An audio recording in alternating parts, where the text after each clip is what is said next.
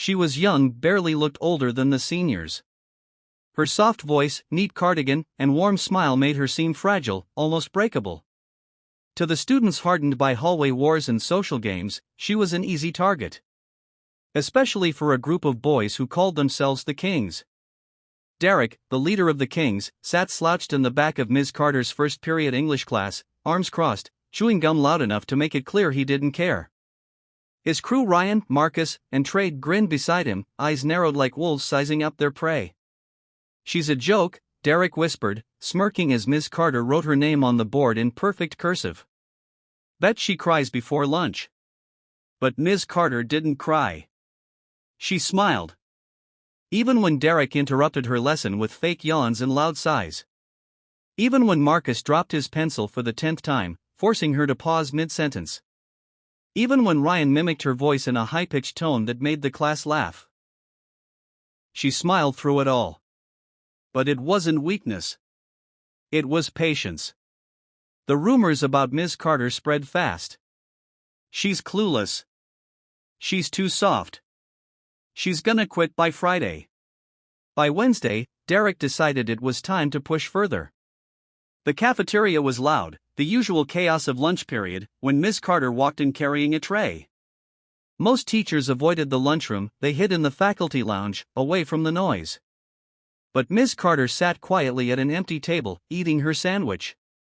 Derek saw an opportunity. He swaggered over, tray in hand, his boys close behind.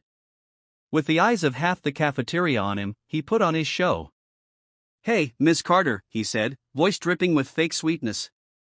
"You're sitting all alone. That's kinda sad." She looked up, her eyes calm. "That's okay, Derek. Sometimes it's nice to have quiet."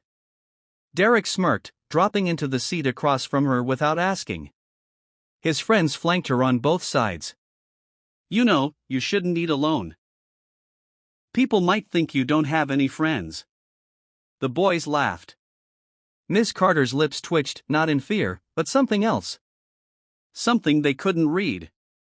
"I'm fine, thank you," she said softly. "Fine?"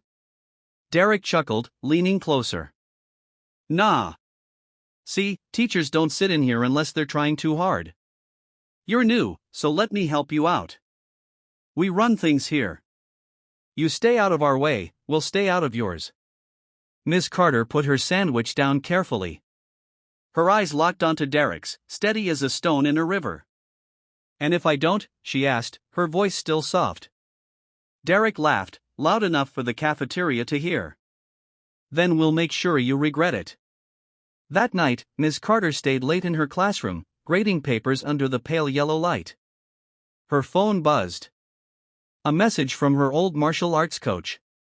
"Remember what we talked about? Calm mind, strong heart. But don't forget, you know how to defend yourself when you need to." She smiled quietly, the memory of her black belt test flickering in her mind, the hours of training, the sweat, the bruises, the discipline.